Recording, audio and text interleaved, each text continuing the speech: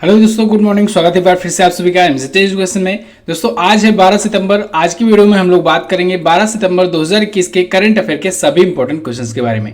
पूरी वीडियो ध्यान से देखिएगा। पूरी वीडियो बहुत ही अच्छे से डिटेल में समझाई गई है। अगर वीडियो पसंद आए तो वीडियो को लाइक और शेयर जरूर कर देना।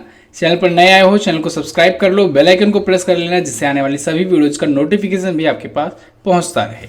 चलिए बात करते हैं लास्ट डे के क्वेश्चंस की। लास्ट डे का हमारा पहला क्वेश्चन था आपसे, पृथ्वी अवलोकन के लिए किस भारतीय रॉकेट का इस्तेमाल किया जाएगा।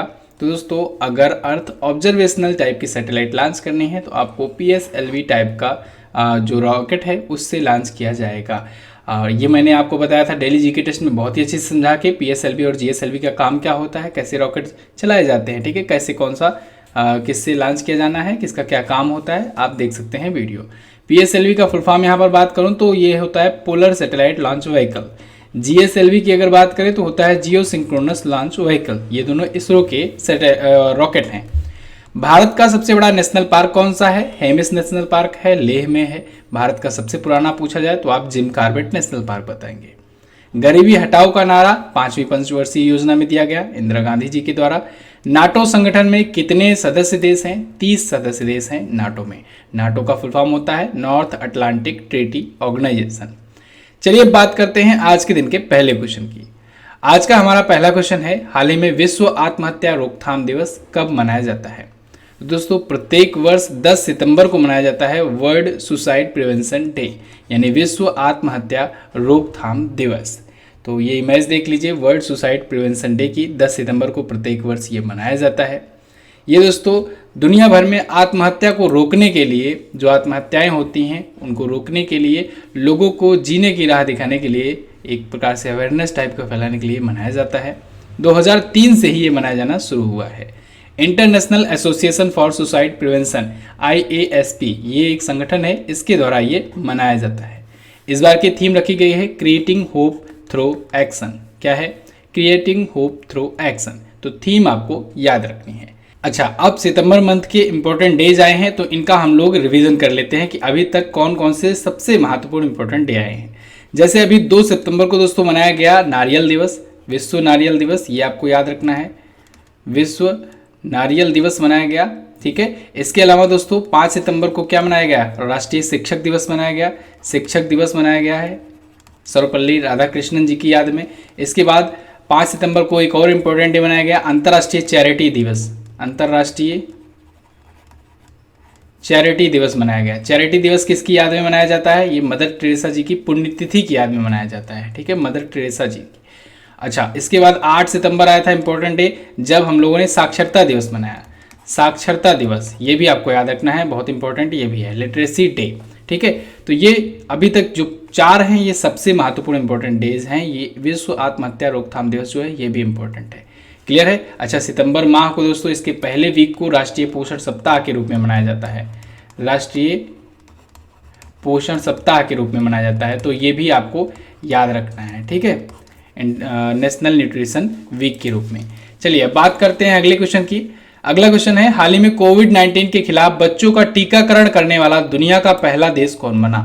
तो दुनिया का पहला देश बन गया है दोस्तों क्यूबा, जिसने बच्चों का टीकाकरण करना शुरू कर दिया है कोविड-19 के खिलाफ। 2 साल के उम्र के ऊपर के जितने भी बच्चे हैं वहां पर वैक्सीनेशन स्टार्ट कर दी गई है कोविड-19 के लिए, ठीक है, क्यूबा में। क्यूबा एक कंट्री है दोस्तों जो उत्तरी अमेरिका और दक्षिणी अमेरिका कॉन्टिनेंट के बीच में पड़ता है। अभी मैं आपको वर्ल्ड मैप तो अभी देखिए अभी नहीं दिखा सकता हूँ, क्योंकि अभी ये नए फॉर्मेट में शुरू हुआ है वीडियो बनाना। तो जल्द ही वर्ल्ड मैप वाला भी इशू सॉल्व कर दिया जाएगा, क्योंकि आपको मैप के जरिए दोस्तों मैं गूगल अर्थ के जरिए बताना चाहता हूँ, तो जिससे बहुत ही अच्छे से, जैसे हम लोग उसमें मोबाइल में बताया करते थे, अब यहाँ पर वीडियो बन रही है तो इसमें भी बताएंगे, ठीक है। थोड़ा सा वेट कर लीजिए। जैसा कि आप जानते हैं दोस्तों कि इस चैनल की खूबी रही है कि हर चीज़ आपको क्वालिटी कंटेंट बेस्ड दिया जाए।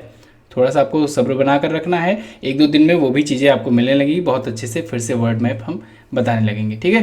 तो क्यूबा जो है अभी इतना जानिए कि ये नॉर्थ अमेरिकन कॉन्टिनेंट और साउथ अमेरिकन कॉन्टिनेंट जो है वहाँ पर बीच में पड़ता है, यहाँ पर कुछ, ठीक है, क्यूबा। तो यहाँ पर इसने कहा है कि ये 2 साल से ऊपर के बच्चों को वैक्सीन देना स्टार्ट कर दिया है। ठीक है, अच्छा मज़े की बात तो ये है कि इसकी जो वैक्सीन है दोस्तों वो WHO के द्वारा सर्टिफाइड भी नहीं है, अभी उसको मान्यता भी नहीं दी गई है वर्ल्ड हेल्थ ऑर्गेनाइजेशन के द्वारा, फिर भी ये यूज़ कर रहा है हाईली रिस्क पर। एक तो बच्चों को टीकाकरण अभी तक कोई शुरू नहीं किया, इसने शुरू कर दिया, दूसरा इसकी जो वैक्सीन है उसको WHO की मान्यता भी नहीं मिली है। ठीक है, तो ये दो रिस्क लेकर के क्यूबा शुरू कर दिया है, दुनिया का पहला देश बन गया है बच्चों का टीकाकरण करने वाला। क्यूबा की राजधानी होती है हवाना, यहाँ की करेंसी होती है क्यूबन पेसो, प्रेसिडेंट हैं मुगल दियाज कनेल। क्लियर। अब देखिए ये टीकाकरण वाली बात आई है तो सबसे पहली वैक्सीन किसने बनाई थी? स्पुतनिक वैक्सीन बनाई थी रसिया ने, तो रसिया का नाम आपको याद रखना है। इसके अलावा दोस्तों दुनिया में सबसे ज़्यादा टीकाकरण कहाँ पर होता है? इंडिया में ही होता है, बहुत तेज़ी से हो रहा है, दुनिया में सबसे ज़्यादा हो चुका है वैक्सीनेशन। ठीक है, अभी एक दिन में दोस्तों 1 करोड़ वैक्सीनेशन का भी एक रिकॉर्ड बना था, ये भी एक बहुत बड़ी बात है, बहुत बड़ी अचीवमेंट है। ओके, चलिए फिलहाल देखते हैं अगला क्वेश्चन। हाल ही में भारत और किस देश के बीच 2+2 वार्ता हुई? तो भारत और ऑस्ट्रेलिया के बीच में दोस्तों अभी हाल ही में 2+2 वार्ता हुई है। ये 2+2 मीटिंग दोस्तों बहुत ही फेमस है, भारत कई देशों के साथ करता है। अभी मैंने आपको उस दिन के क्वेश्चन में बताया था जब घोषणा हुई थी कि भारत और अमेरिका के बीच में चौथे नंबर की 2+2 वार्ता होनी है, लेकिन ये होनी है कब? नवंबर में। ठीक है, चौथी होगी भारत और अमेरिका के बीच में नवंबर में। इधर भारत और ऑस्ट्रेलिया के बीच में अभी हाल ही में हो गया। ठीक है, 2+2 वार्ता। देखिए 2+2 वार्ता में होता क्या है कि 2 भारत के होते हैं मंत्री, 2 होते हैं उस देश के जिससे होनी है वार्ता। ये कौन से मंत्री होते हैं? ये विदेश मंत्री और रक्षा मंत्री होते हैं। तो इसमें विदेशी मामलों पर और रक्षा मामलों पर बातचीत चलती है। तो ये जो मीटिंग होती है बहुत ज़्यादा इंपॉर्टेंस रखती है। ठीक है, 2+2 वार्ता टाइप की जो होती है। तो यहाँ पर देखिए ऑस्ट्रेलिया के विदेश मंत्री मॉरिस पायने और रक्षा मंत्री पीटर डटन, ये ऑस्ट्रेलिया के 2 मंत्री हुए। और भारत में अगर बात करें तो एस जयशंकर जी जो कि विदेश मंत्री हैं और रक्षा मंत्री राजनाथ सिंह जी, इन दोनों के बीच में ये हुई वार्ता 2+2। ठीक है, यही है 2+2। तो नई दिल्ली में हुई 11 सितंबर 2021 को हुई। ओके, भारत और अमेरिका के बीच में अभी चौथी होनी है नवंबर में। भारत के अलावा जापान के साथ भी भारत की होती है, अमेरिका के अलावा। ठीक है, इसके अलावा रूस के साथ भी होती है, रूस के साथ भी पिछली बार शुरू किया गया था और अब ऑस्ट्रेलिया के साथ भी शुरू हो गया है। यानी कि आप देखेंगे क्वाड कंट्रीज के भी बीच में हो रहा है प्लस रसिया के बीच में हो रहा है। क्वाड कंट्रीज के बारे में मैंने आपको बताया था ना, 4 देश हैं भारत वाले क्वाड ग्रुप में। कौन कौन से हैं? भारत है, अमेरिका है, जापान है और है ऑस्ट्रेलिया।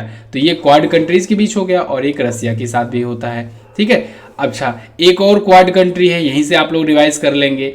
अभी अमेरिका ने एक और क्वाड ग्रुप बनाया है अपना। क्वाड मतलब 4 देशों का संगठन होता है। ठीक है, क्वाड जो होता है ये एक्चुअली में 4 से कहते हैं इसे। तो इसमें क्या है कि इसमें अमेरिका था, अफगानिस्तान था, पाकिस्तान था और था उज्बेकिस्तान। तो इन 4 का अमेरिका एक और क्वाड ग्रुप बना रहा है। क्लियर। फिलहाल बात करते हैं ऑस्ट्रेलिया की। ऑस्ट्रेलिया आप देखेंगे मैप में यहाँ पर है, ऑस्ट्रेलिया कॉन्टिनेंट ही है पूरा ये। ठीक है, ये है कैनबरा, यहाँ की राजधानी है, ऑस्ट्रेलियन डॉलर यहाँ की मुद्रा है, पार्लियामेंट यहाँ की संसद का नाम है, सबसे छोटा महाद्वीप होता है, 30वें प्राइम मिनिस्टर हैं स्कॉट मॉरिसन। देखिए यहाँ पर है इंडिया की लोकेशन, यहाँ से आप आएंगे तो इधर है ऑस्ट्रेलिया। ओके, अच्छा कैनबरा ये हो गया। एक आपने नाम सुना होगा अभी ब्रिस्बेन। ब्रिस्बेन क्यों सुना था आपने? क्योंकि 2032 में दोस्तों ओलंपिक और पैरालंपिक खेलों की मेजबानी करने वाला है ऑस्ट्रेलिया। तो ऑस्ट्रेलिया की ये ब्रिस्बेन शहर में आयोजित होगा। तो 2032 का ओलंपिक आपको याद रखना है। 2028 का दोस्तों लॉस एंजल्स अमेरिका में होगा, 2024 का पेरिस में होगा और 2020 का तो टोक्यो में हुआ ही अभी। अगला क्वेश्चन है, हाल ही में कौन सा देश बिटकॉइन को लीगल करेंसी का दर्जा देने वाला दुनिया का पहला देश बना? तो वो बन गया है दोस्तों अल सल्वाडोर। अल सल्वाडोर एक ऐसी कंट्री है जिसने बिटकॉइन को दोस्तों मान्यता दे दी है अपनी नेशनल करेंसी के रूप में। देखिए अल सल्वाडोर की करेंसी दोस्तों होती है डॉलर, यूएस डॉलर होती है, लेकिन अब इसने बिटकॉइन को भी मंजूरी दे दी है अपनी नेशनल करेंसी के रूप में। अब एक बात ध्यान रखना है, ऐसा नहीं कि यूएस डॉलर बंद कर दिया जाएगा, ये भी चलाया जाएगा, ये भी रहेगी वहाँ की करेंसी और बिटकॉइन भी रहेगी। जिनको वर्चुअल करेंसी यूज करनी है वो वर्चुअल करेंसी यूज करेंगे। अल सल्वाडोर जो है इसको ये प्रमोट भी कर रहा है, यानी वो चाह भी रहा है कि जो क्रिप्टो बिलियनियर्स हैं या फिर क्रिप्टो एंटरप्रेन्योर्स हैं वो लोग आएँ यहाँ पर रहें, उनको फ्री आवास की सुविधा दी जा रही है, यानी रहने की व्यवस्था भी बिल्कुल मुफ्त की जा रही है, मुफ्त दी जा रही है अगर वो क्रिप्टो एंटरप्रेन्योर्स हैं तो। ओके, बिटकॉइन क्या है? बिटकॉइन दोस्तों एक वर्चुअल करेंसी है।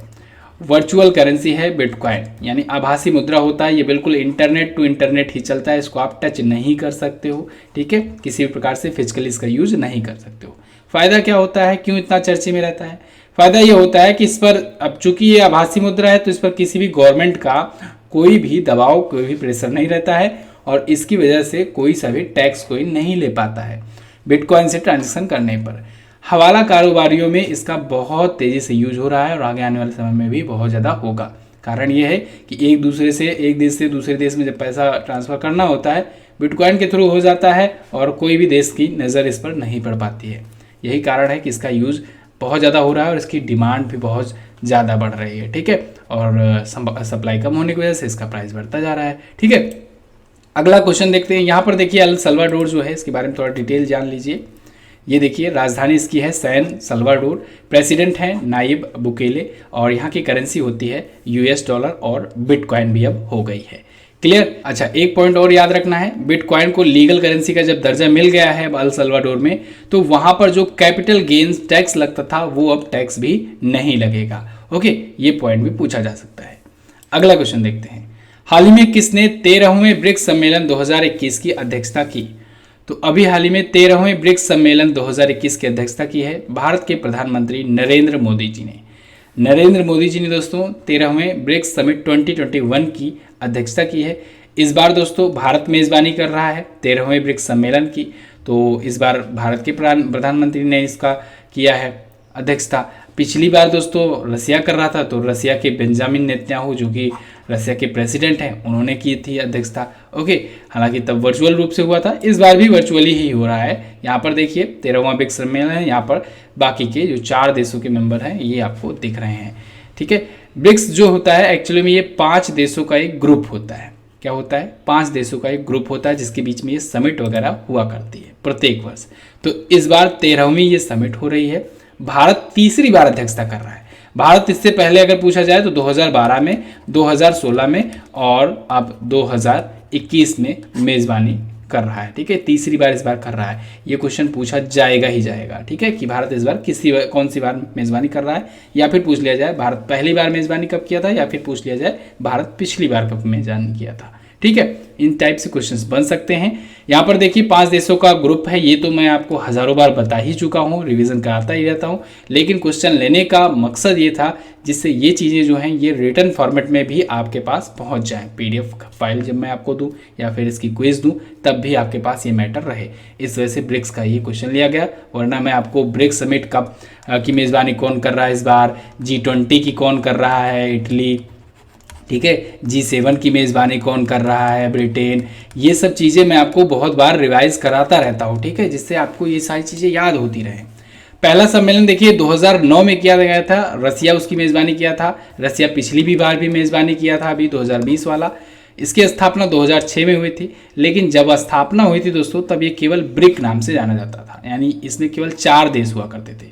लेकिन 2010 में साउथ अफ्रीका भी इससे जुड़ गया, तब इसका नाम पड़ा ब्रिक्स। देखिए यहाँ पर ब्राज़ील, रसिया, इंडिया, चाइना और साउथ अफ्रीका, ठीक है। चलिए अगला देखते हैं। हाल ही में राष्ट्रीय अल्पसंख्यक आयोग का अध्यक्ष किसे नियुक्त किया गया? तो अभी हाल ही में इकबाल सिंह लालपुरा जी को, जो कि ये पूर्व IPS ऑफिसर रह चुके हैं, इनको दोस्तों राष्ट्रीय अल्पसंख्यक आयोग का अध्यक्ष नियुक्त किया गया है। ये बीजेपी पार्टी से भी जुड़े हैं, IPS से रिटायरमेंट के बाद अब ये बीजेपी पार्टी से जुड़ गए और अब इन्हें राष्ट्रीय अल्पसंख्यक आयोग का अध्यक्ष बना दिया गया है। ओके, इससे पहले ये कई किताबें भी लिख चुके हैं, कई अवार्ड भी पा चुके हैं पुलिस के पद पर रहते हुए, जैसे पुलिस पदक या पुलिस मेडल कह सकते हैं, ये पाए थे। मेधावी सेवाओं के लिए पुलिस पदक पा चुके हैं। शिरोमणि सिख साहित्यकार पुरस्कार पा चुके हैं, इनकी पुस्तकें भी क्योंकि आती हैं बहुत सारी, तो इसी वजह से ये साहित्य पुरस्कार इनको मिला। सिख विद्वान पुरस्कार भी इन्हें मिल चुका है। 14 से ज़्यादा इन्होंने किताबें लिखी हुई हैं। हो सकता है इनका किताब पूछा जाए तो याद रखिएगा, सबसे फेमस किताब रही थी गुरबानी एक विचार और राज करेगा खालसा, ठीक है। तो ये दोनों पुस्तकों के नाम भी आपको याद रखने हैं। ये CID के महानिरीक्षक यानी इंस्पेक्टर जनरल भी रह चुके हैं, एडिशनल टाइप के थे, ठीक है, एडिशनल इंस्पेक्टर जनरल थे अमृतसर CID के। अब राष्ट्रीय अल्पसंख्यक आयोग आया है, नेशनल कमीशन ऑफ माइनॉरिटीज आया है, तो अल्पसंख्यक मामलों के केंद्रीय मंत्री भी पूछे जा सकते हैं, वो है मुख्तार अब्बास नकवी जी।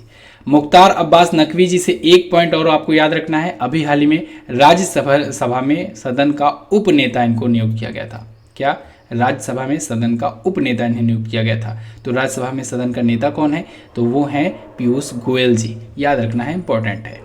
अगला क्वेश्चन देखते हैं, मोस्ट इंपॉर्टेंट क्वेश्चन, हाल ही में किस राज्य के मुख्यमंत्री ने इस्तीफा दे दिया? तो देखिए, गुजरात के सीएम विजय रूपाणी जी ने इस्तीफा दे दिया है।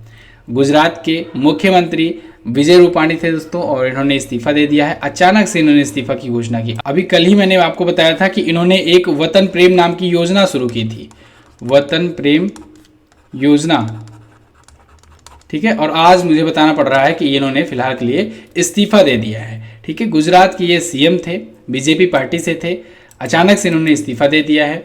ये अपना इस्तीफा अपने राज्यपाल आचार्य देवव्रत जी को सौंपे हैं, जैसा कि प्रोटोकॉल होता है। अभी प्रधानमंत्री नरेंद्र मोदी जी गुजरात के अहमदाबाद में सरदार धाम भवन का उद्घाटन किए, और उसी के बाद वहाँ पर ये भी गए हुए थे, इनसे मुलाकात हुई, फिर इन्होंने इस्तीफा की घोषणा कर दी है। ओके, चलिए अब बात करते हैं दोस्तों अगले क्वेश्चन की। हाल ही में हवा से कार्बन लेने वाला दुनिया का सबसे बड़ा प्लांट किस देश में शुरू हुआ? हवा से कार्बन लेने वाला दुनिया का सबसे बड़ा प्लांट ये शुरू किया है दोस्तों आइसलैंड ने। वही आइसलैंड जो हमेशा दोस्तों पीस रैंकिंग में, जो पीस रैंकिंग आती है ना, शांति सूचकांक में हमेशा टॉप पर बना रहता है आइसलैंड, ठीक है।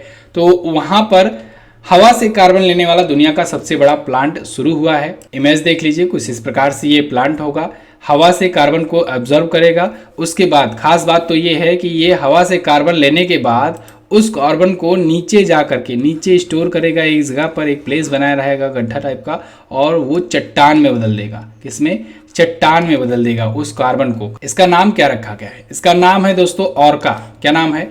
ऑर्का। ऑर्का का मतलब होता है एनर्जी यानी ऊर्जा, ठीक है। तो ये 4000 टन तक प्रति वर्ष कार्बन डाइऑक्साइड यानी CO2 जो है वो ऑब्जर्व करेगा, सोखेगा और उसको चट्टान में बदल देगा। 1000 मीटर की गहराई पर भूमिगत चट्टान में यह बदलेगा। बहुत ही यूनिक तरीका है इसका।